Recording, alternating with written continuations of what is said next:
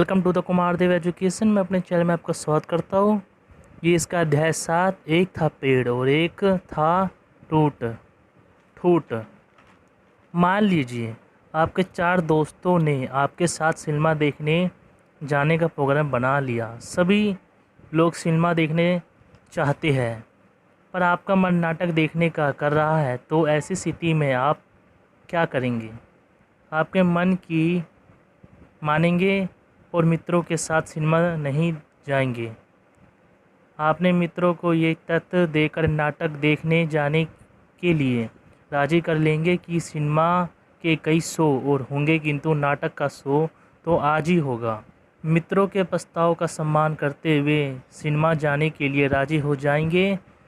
सभी के लड़ेंगे, खुद कहीं नहीं जाएंगे और ना ही किसी को जान देंगे। अन्य क्या कोई अन्य उत्तर? अपना सही उत्तर यहाँ लिखिए। आइए प्रस्तुत पाठ में माध्यम से हम व्यक्ति के विचारों की दृढ़ता और लचीलेपन के बारे में बातचीत करते हैं और देखते हैं कि लेखक ने जीवन व्यापार के सत्य को किस प्रकार स्पष्ट किया है। उद्देश्य: इस पाठ को पढ़ने के बाद आप जीवन में समझौता करने की स्थितियों के गुण दोष तथा सकेंगे, जीवन जीने की उपयुक्त शैली का उल्लेख कर सकेंगे, पाठ में आए सूत्र वाक्यों की व्याख्या कर सकेंगे, सरल बोलचाल की भाषा में गंभीर विषय प्रस्तुत करने की शैली पर टिप्पणी कर सकेंगे, उदाहरण शैली का प्रयोग कर सकेंगे, जीवन की गुरु गंभीर और दार्शनिक स्थितियों को सकलन भाषा में उदाहरण शैली का प्रयोग करते हुए बता सकेंगे। क्रियाकलाप: नीचे दिए गए चित्र को ध्यान से देखिए और निम्नलिखित प्रश्नों के उत्तर दीजिए। आपको चित्र में क्या क्या दिखाई दे रहा है? नदी की क्या विशेषता है? पहाड़ की क्या विशेषता है? दोनों नदी और पहाड़ की प्राकृतिक में क्या अंतर है? मूल पाठ: आइए एक बार पाठ को पढ़ लेते हैं। एक था पेड़ और एक था ठूठ। जिस मकान में मैं ठहरा, जिसकी खिड़की के सामने ही खड़ा था एक पुराना पनपा बोझ का पहाड़ी पेड़। अलंग पर लेटे लेटे वह ये दीनता कि जैसे कुशल समाचार पूछने को आया कोई मेरा ही मित्र हो। एक दिन उसे देखते देखते इस बात पर मेरा ध्यान गया कि यह इतना बड़ा पेड़ हवा का तेज झोंका आते ही पूरा का पूरा इस तरह हिल जाता है जैसे बीन का तान पर कोई सांप झूम रहा हो। इसका ऊपर का हिस्सा हवा जब वो तेज हो जाती है तो काफ़ी झुक जाता है, पर हवा के हल्का पड़ते ही वह फिर सीधा हो जाता है।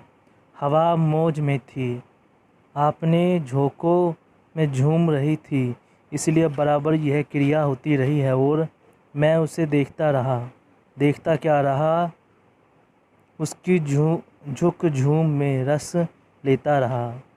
पेड़ पेड़ वह पेड़ पूरा ना दिखता था, इसलिए मैं पंगल से खिड़की पर आ बैठा। अब मुझे वह पेड़ जड़ से फुंगल तक दिखाई देने लगा और मेरा ध्यान इस बात की ओर था कि हवा कितनी भी तेज हो, पेड़ की जड़ स्थिर रहती है, हिलती नहीं। यही बैठे मेरा ध्यान एक दूसरे पेड़ पर गया जो इस पेड़ से काफ़ी नीचाई में था। पेड़ का ठूठ सूखा वृक्ष और सूखा वृक्ष माने निर्जीव मुर्दा वृक्ष। सोचा वह वृक्ष का कंकाल है, जैसे एक दिन सभी को होना है। अब मैं कभी इस हरे भरे पेड़ की ओर देखता, कभी उस सूखे ठूठ की तरफ। यहीं दिखाते भालते मेरा ध्यान इस बात की ओर गया कि वह धीमे चले या वेग से यह ठूठ ना हिलता है ना झुकता है, ना हिलता ना झुकाना। मन में यह 2 शब्द आए और मैंने आप इन्हें अपने में दोहराया। ना हिलना ना झुकना। दूर अंतर में कुछ स्पष्ट हुआ, पर वह स्पष्ट झूम था। यह ही संकेत सा शब्द चक्कर काटते रहे, ना हिलना ना झुकना। और तब आया वह वाक्य, ना हिलना ना झुकना जीवन की स्थिरता का, दृढ़ता का चिन्ह है। और वह वीर पुरुष है जो ना हिलता है ना झुकता है। तभी मैंने फिर देखा उस टूट की ओर। वह ना हिल रहा था ना झुक रहा था। मन में हलचल प्रश्न आया, ना हिलना ना झुकना जीवन की स्थिरता का चिन्ह है, पर उसे ठूंठ में जीवन कहाँ है? यह तो मुर्दा पेड़ है। अब मेरे सामने एक विचित्र दृश्य था कि जो जीवित था वह हिल रहा था, और जो मृतक था वह ना हिल रहा था ना झुक रहा था। तो ना हिलना ना झुकना जीवन की स्थिरता का चिन्ह हुआ, या मृत्यु की जड़ता का? अजीब उलझन थी, पर समाधान क्या था? मैं दोनों को देख रहा था, देखता रहा, और तब मेरे मन में आया, जो परिस्थितियों के अनुसार हिलता झुकता नहीं, वह वीर नहीं जड़ है, क्योंकि हिलना और झुकना ही जीवन का चिन्ह है। हिलना और झुकना अर्थात परिस्थितियों के समझौता। जिस जीवन में समझौता नहीं, संवेग नहीं, समस्या नहीं, वह जीवन कहाँ है? वहाँ तो जीवन की जड़ता है। इसे यह ठूठ, और जैसे ये पहाड़ का शिखर। मुझे ध्यान आया कि जीते जागते जीवन को भी एक ऐसी मनोदशा आती है जब मनुष्य हिलने और झुकने से इनकार कर देता है। अतीत में रावण और हिरण्यकश्यप इस दशा के प्रतीक थे, जो इस युग में हिटलर और स्टालिन, जो केवल एक ही मत को सही मानते रहे, और वह स्वयं अपना मत था। आज की भाषा में इसी का नाम है हिटेरी अधिनायकता। विश्व की भाषा है देले, विश्व की जीवन प्रणाली है कहाँ सुन, विश्व की यात्रा का पथ है मान मन्ना। इन तीनों का समस्या है हिलना झुकना और समझौता समय। जिसमें यह नहीं है वह जड़ है, भले ही वह उस ठूठ की तरह निर्जीव हो या रावण की तरह जिद्दी। मेरी खिड़की के सामने खड़ा हिल रहा था बोझ का विशाल पेड़, और दूर दिख रहा था वह ठूठ समय की बात। तभी पास के घर से निकला एक मनुष्य, और वहाँ अपनी छोटी कुल्हाड़ी से उसे ठूठ की एक छोटी टहनी काटने लगा। सामने ही दिख रही थी सड़क, जिस पर अपनी कुल्हाड़ से काम कर रहे थे कुछ मजदूर।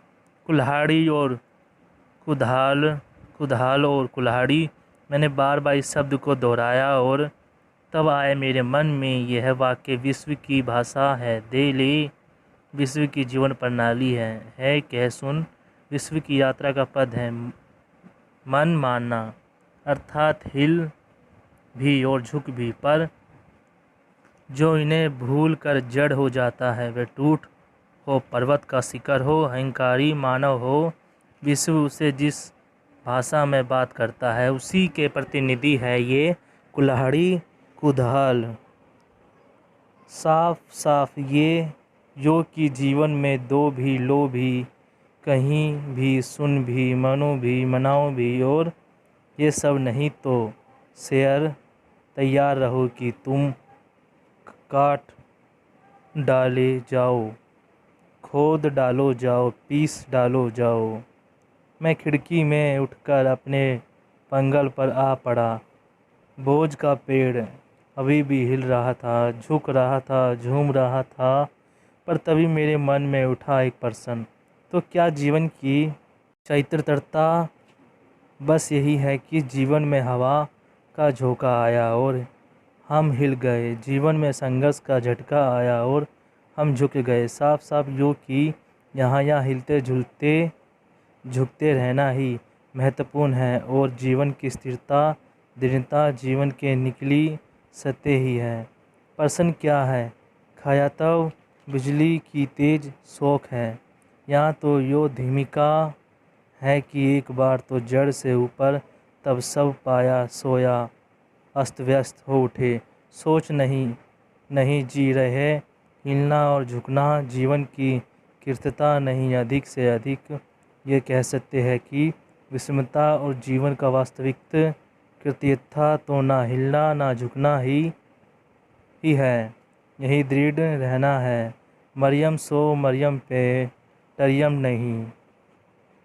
मैं अपने पंगल पर पड़ा देखता रहा कि बोझ का पेड़ झुक रहा है, झूम रहा है, हिल रहा है और दूर पर खड़ा है, टूट ना हिलता ना झुकता। जीवन है वृक्ष में जो जीवन की स्थिरता दृढ़ता से हिल है, और वह दृढ़ता से ठूठ में जो जीवन में हीन है। अजीब उलझन है ये। तभी हवा का एक तेज झोंका आया और बोझ हिल उठा। मेरी दृष्टि उसकी झूमती लहर यष्टि के साथ लपटती झपटती उसकी जड़ तक चली गई, और तब मैंने फिर देखा कि हवा का झोंका आता है तो टहनियाँ हिलती है, तना भी झूमता है, पर अपनी जगह जमी रहती है। उसकी जड़ हवा का झोंक हिल का जो ये तेज, वह ना झुकती है ना झूमती। अब स्थिति ये है कि कभी मैं देख रहा हूँ स्थिर जड़ और कभी हिलते झूमते ऊपरी भाग को। लग रहा है कि कोई बात मन में उठ रही है और वह उलझन को सुलझाने वाली है। पर वह बात क्या है? बात मन की तरह से ऊपर आ रही है, ऊपर आ गई है। बात यह है कि मेरा जीवन भी इस वृक्ष की तरह होना चाहिए।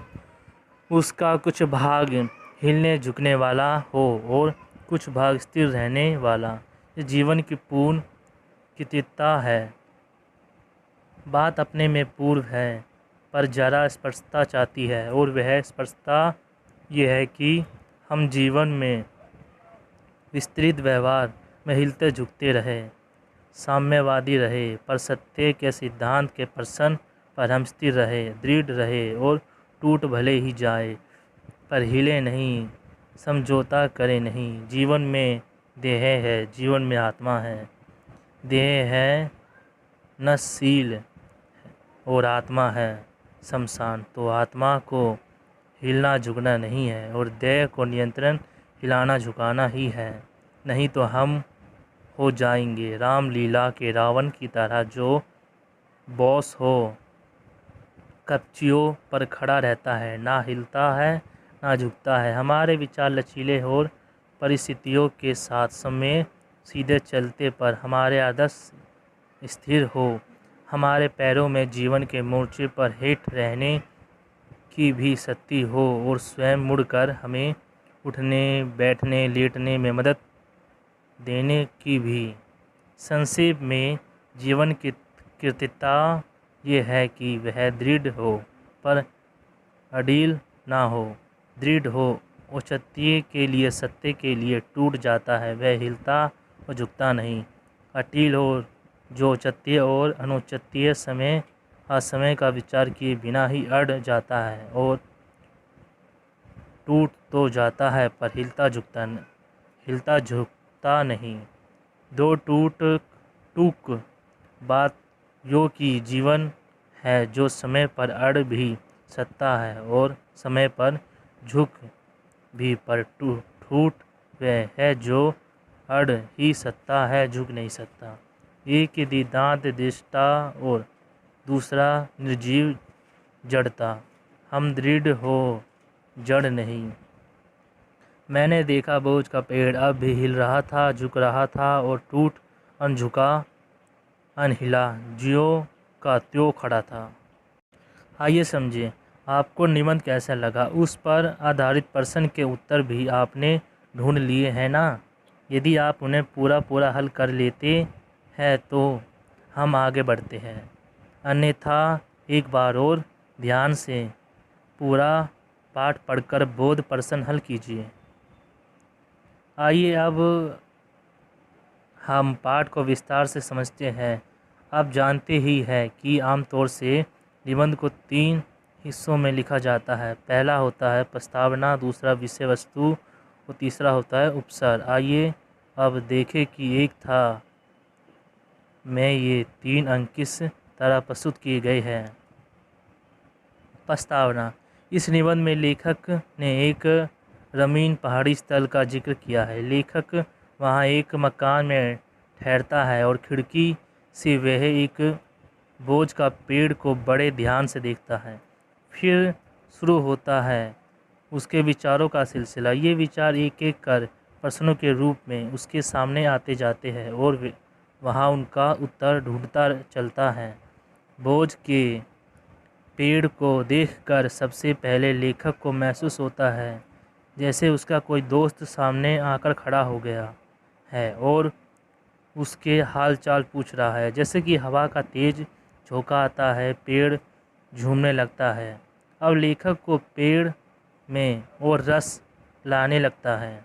तभी अचानक लेखक का ध्यान दूर नीचाई पर दूसरे पेड़ की ओर जाता है जो बिल्कुल सूख चुका है, मर चुका है, ठूक बन चुका है। उससे अब जीवन शेष नहीं है। ठूठ मानो को पेड़ का कंकाल है, जैसे कि एक ना एक दिन हम सबको होना है। लेखक दोनों पेड़ों की तुलना करता है और पाता है कि तेज हवा के झोंके से हरा भरा पेड़ तो खूब झूमता है, पर ठूठ वैसे का वैसा ही खड़ा रहता है।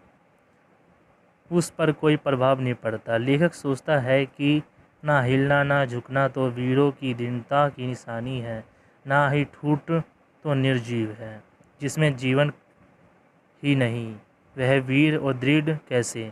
इस प्रकार के तर्क जाल में फंसते हुए लेखक सोचने लगता है कि हरे भरे पेड़ की तरह इसमें जीवन उसे कठिन परिस्थितियां आने पर उसका सामना करना चाहिए, उसे समझौता करते रहना चाहिए। पर यह तो कोई बात नहीं हुई कि कोई भी समस्या आई और तुरंत समझौता कर लिया। यहाँ लेखक रावण और हिरण्यकश्यप जैसे पौराणिक पात्रों का स्मरण करता है, साथ ही वातावरण के हिटलर और स्टॉलिन का भी।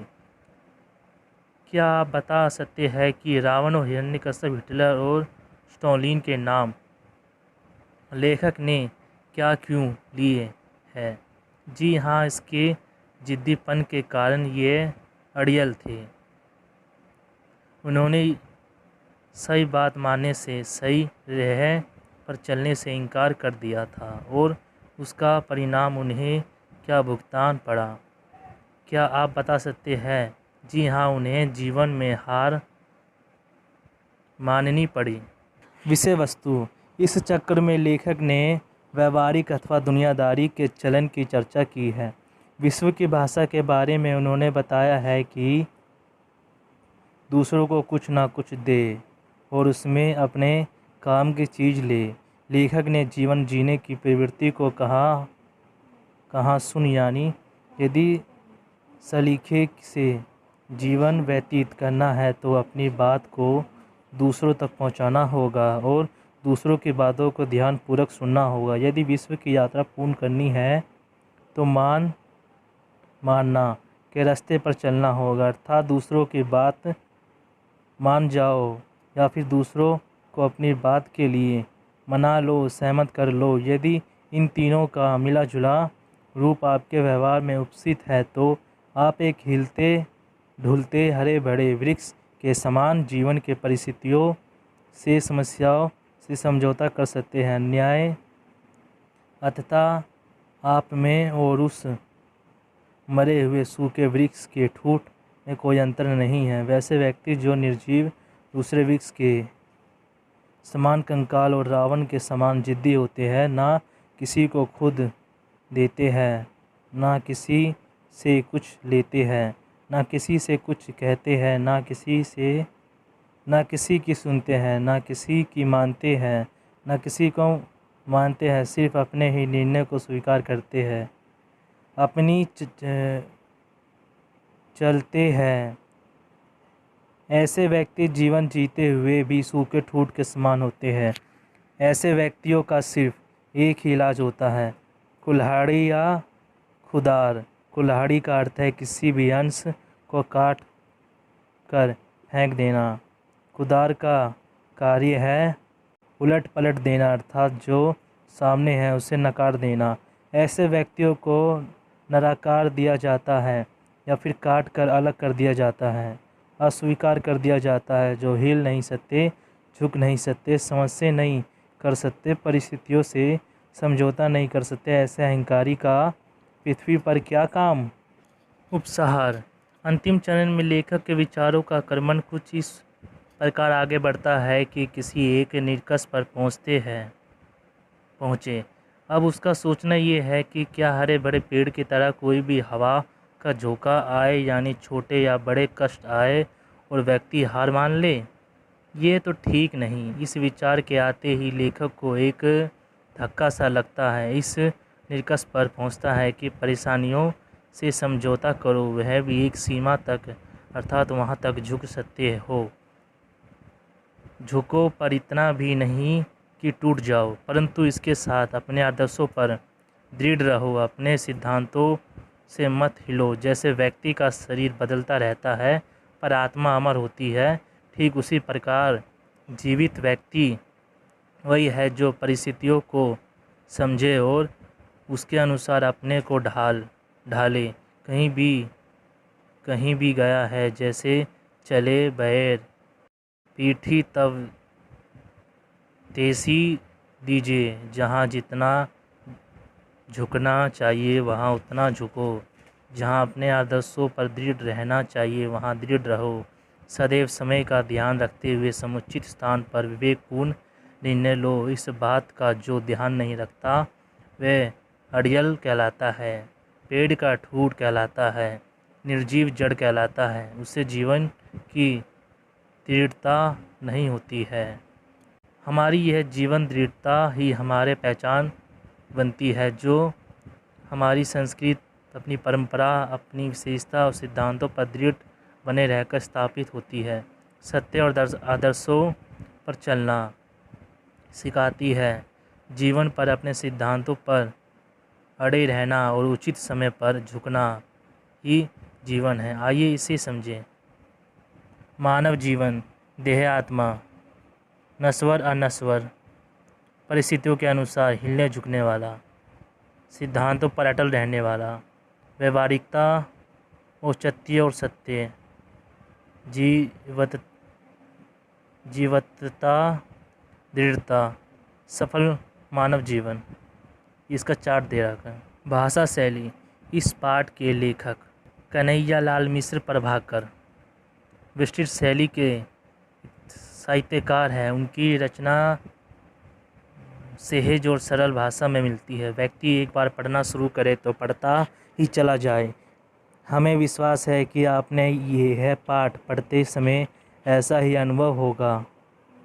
आपने एक बात और ध्यान दिया होगा कि लखनऊ लेखक ने कितनी कुशलता के साथ जीवन के साम्यवादी दृष्टिकोण जैसे गंभीर विषय को अपनी सीधी सादी भाषा में समझाया है। ठीक और बोझिल शब्दों का प्रयोग किए बिना ही वह सारी बातें कह गए हैं। और हाँ, लेखक विषय को बहुत ही सामान्य ढंग से शुरू करता है और एक एक विषय को देखकर प्रश्न उठाता है, उसका उत्तर खोजता है और फिर प्रश्न उठाता है और फिर प्रश्न खोजता है, परंतु कहीं कहीं पर उसे उचित उत्तर नहीं मिलता तो वह प्रश्न पर प्रति प्रश्न करता है। इस प्रकार लगातार कई प्रश्नों पर एक साथ चिंतन करते हुए खोज परिणाम पर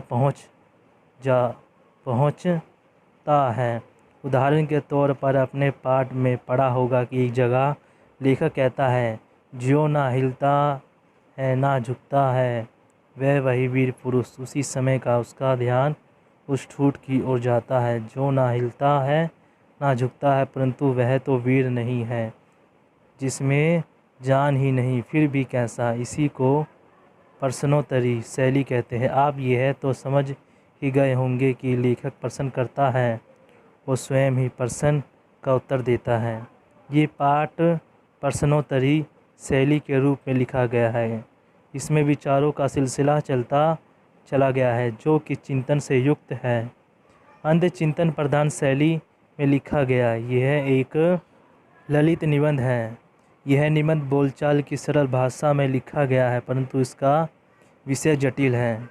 इस ललित विषय में लेखक ने सरल काव्यात्मक भाषा का प्रयोग किया है, जैसे पंगल पर लेटे लेटे वह दियो दीनता कि जैसे कुशल समाचार पूछने को आया, कोई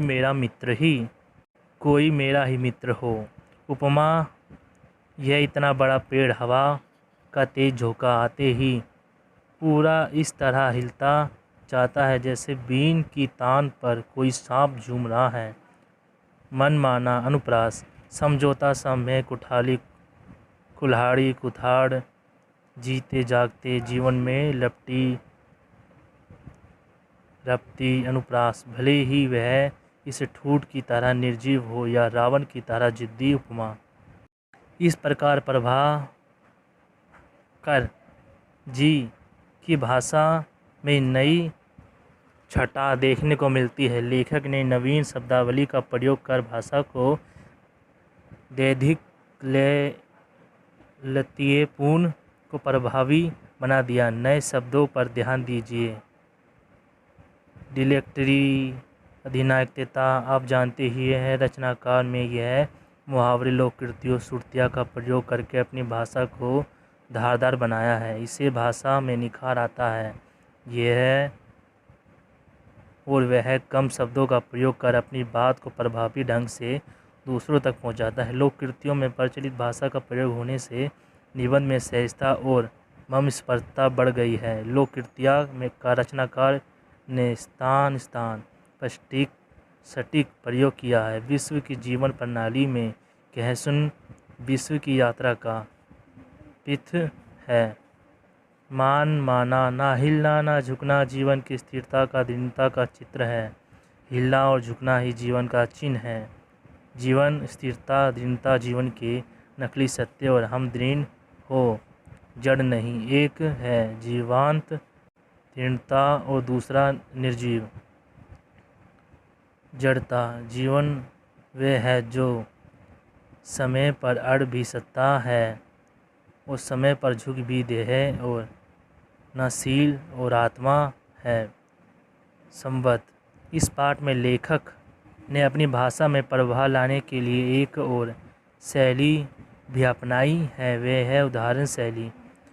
अपनी बात को कहते कहते वह प्राचीन भारतीय और विदेशी परंपरा, संस्कृति और इतिहास से जुड़े व्यक्तियों का उदाहरण स्वरूप प्रस्तुत करते चलते हैं, जैसे रावण, स्टॉलिन, हिटलर आदि।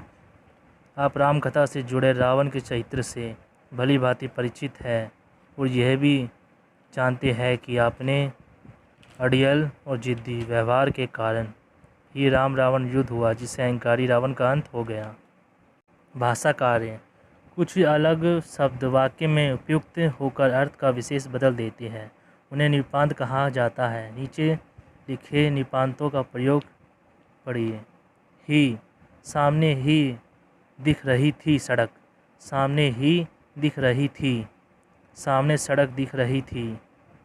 भी, वह भी अड़ भी सकता है। वह भी समय पर अड़ सकता है। वह समय पर भी अड़ सकता है। ना नहीं, तुम ना आओगे। तुम नहीं आओगे। तुम आओगे ना। तो ना हिलना ना झुकना जीवन की स्थिरता का प्रतीक है। ना हिलना ना झुकना तो जीवन की स्थिरता है। ना हिलना ना झुकना जीवन की तो स्थिरता है। तुम आओगे तो मैं आऊँगा जाऊँगा। तुम जाओगे तो मैं आऊँगा। अतीत में रावण तो इस युग में हिटलर। तक, राधा ने तक मुझे नहीं बताया। राधा ने मुझे तक नहीं बताया। राधा ने मुझे बताया तक नहीं। राधा तक ने मुझे बताया, मुझे नहीं बताया। कुछ निपांतों का प्रयोग कर वाक्य के अर्थ में आपने अपनी विशेषताएं बताइए। आपने क्या सीखा? जीवन में परिस्थितियों से समझौता करना एक सीमा तक जरूरी है। एक पेड़ की जड़ के समान हमें अपने आदर्शों और सिद्धांतों पर दृढ़ रहना चाहिए और हवा में झूमते पेड़ के समान साम्यवादी होना चाहिए। विपरीत परिस्थितियों में विवेक से काम लेना चाहिए और तथा परिस्थितियों से समझौता सोच समझकर करना चाहिए। ये निबंध प्रश्नोत्तर शैली में लिखा गया है। ये एक विचारणात्मक और चिंतन प्रधान ललित निबंध है। सूत्र वाक्यों का प्रयोग करते हुए यह ललित निबंध रस और प्रभावपूर्ण ढंग से लिखा गया है। पाठ की भाषा साधारण आम बोलचाल की भाषा है, पर पाठ का विषय चित्र प्रधान है। योग्यता विस्तार। लेखक परिचय। कन्हैया मिश्र प्रभाकर का जन्म 29 मई 1909 में सहारनपुर जिले के देवबंद नामक ग्राम में हुआ था। आप बचपन से ही विद्रोही स्वभाव के थे। उनकी राजनीतिक और सामाजिक कार्यों में उन्हें गहरी दिलचस्पी थी, जिसके कारण कई बार आपको जेल यात्रा भी करनी पड़ी। सन 1975 में आप गांधी जी के सानिध्य में आए और स्वेच्छा से निडरता का व्रत लिया। उसके दूसरे ही दिन आपने दोनों पेतक मकान दान कर दिए। प्रभाकर जी की मुख्य रचना है नई पीढ़ी नए विचार 1950, जिंदगी मुस्काई 1954, मोटी हो गई सोना 1957, आकाश की तारे धरती के फूल 1952, दीप जले संग बजे 1958, बाजे पायलिया के झुंझुरू 1957 आदि। आपने हिंदी के सर्वश्रेष्ठ रेखा चित्र स्मरण तथा ललित निबंध लिखे। यह दृग्विजय है कि इनकी इन रचनाओं में कलागत आत्मा प्रकटा होते हुए भी एक ऐसी तटस्थता रहती है। इनकी चित्रणात्मक सदैव जीवित बनी रहती है। आपकी शैली में आत्मिकता और सहजता पाठक के लिए प्रतिकार और हृदयगिरी होती है। प्रभाकर जी उन थोड़े से साधकों में है जिन्हें साहित्य पत्रकारिता में एक साथ उच्च श्रेणी की सफलता मिली। इन्होंने लघु कथा, ललित निबंध, स्मरण और रिपोर्ट्स को नए आयाम दिए और तथा अन्य अनेक विधाओं में साहित्य रचा है। कुल्हाड़ी और कुदार में अंतर। कुल्हाड़ी लकड़ी काटने के काम में आती है और कुदार से पत्थर तोड़ा जाता है। इसके आकार प्रकार में अंतर होता है। नीचे दिए गए चित्र देखिए। दोस्तों, इस चैप्टर खत्म हुआ। वीडियो अच्छी लगे तो वीडियो को लाइक करें, चैनल सब्सक्राइब करें। थैंक यू दोस्तों।